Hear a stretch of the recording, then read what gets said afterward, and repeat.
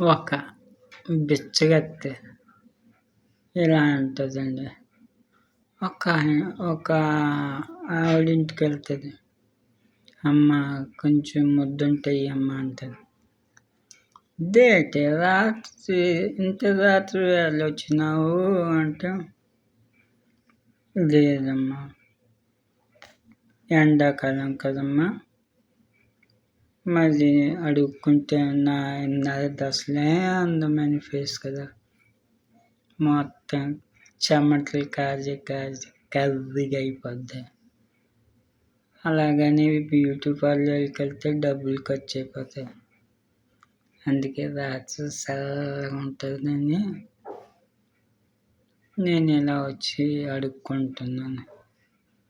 అనేటప్పటికి ఆ యజమానురాలు ఇంకంతే కళ్ళార్పకుండా చూసుకుంటూ ఉంటుంది.